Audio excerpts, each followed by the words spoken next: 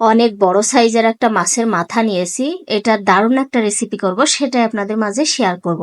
দেখে বুঝতে পারছেন কতটা বড় সাইজ মাছের মাথাটা, সাথে এক পিস মাছও নিয়েছি। তো এখন পরিমাণ মতো নুন দিয়ে দিচ্ছি মাছে, আর সাথে দিয়ে দিচ্ছি হলুদ গুঁড়ো দিয়ে এখন খুব ভালো করে এটা আমার মাখানোর পালা। যেহেতু অনেক বড় সাইজ, এটা অনেক মানে ক্ষণ সময় নিয়ে এটা মাখাতে হবে। তো আমি চারি সাইড খুব ভালো করে নুন হলুদ মাখিয়ে নিলাম। তো আমার মাখানো হয়ে গেছে। এখন চুলাতে একটা ফ্রাই প্যান বসিয়ে দেব। আর ফ্রাই প্যানটায় আমার বেশ অনেকটা খানিক তেল আছে, আর একটু তেল দিয়ে দিলাম, দিয়ে আমি খুব ভালো করে এটা গরম করে নিচ্ছি। এখন গরম হয়ে গেছে, দিয়ে দিলাম সেই মাছের মাথা। আমার ফ্রাই প্যানটা কিন্তু অনেক বড়, তো পুরো ফ্রাই প্যান দেখছেন মানে একদম হয়ে গেছে, কত বড় মাথা বুঝতেই পাচ্ছেন। এখন এটা উল্টে পাল্টে ভাজতে হবে।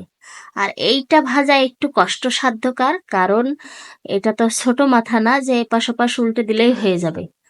এইটা আমি অনেকভাবে মানে চেষ্টা করে করে এটা ভাজতেছি। দেখেন, একবার খাড়া করে দিচ্ছি, তারপরে হচ্ছে কাত করে করে, মানে অনেকভাবে আমি এটা ভাজতেছি। তো বারবার এটা আমার উল্টো পাল্টে ভেজে নিতে হবে। আমার মাছটা অলরেডি, মাছের পিসটা ভাজা হয়ে গেছে, তুলে নিচ্ছে। আর দেখে বুঝতে পারছেন কিভাবে মাছটা ভাজলাম। তো অলরেডি আমার ভাজা ফাইনালি হয়ে গেছে, এখন উঠিয়ে নিচ্ছি। মাছটা উঠিয়ে রাখলাম, পাতিলটা চেঞ্জ করে একটা কড়াই বসাই দিলাম। কড়াইটা খুব ভালো করে গরম করে নিচ্ছি, দিয়ে দিচ্ছি পরিমাণ মতো তেল। তেলটা দিয়ে দিয়ে দেব হচ্ছে পেঁয়াজ কুচি।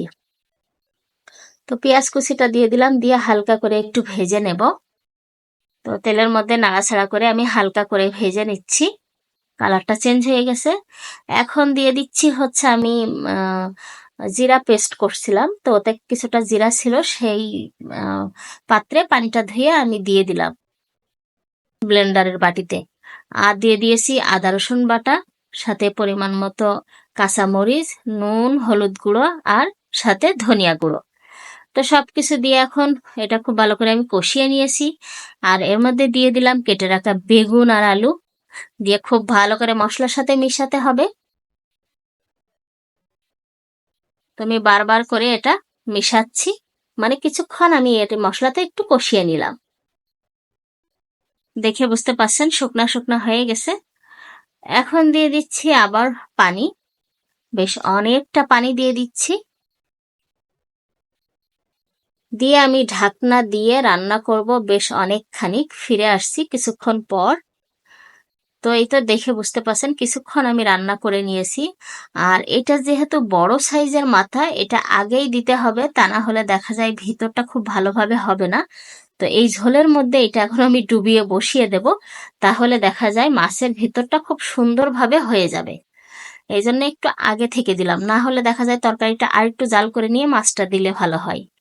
বাট যেহেতু মাথা, সেহেতু এখনই দিতে হবে।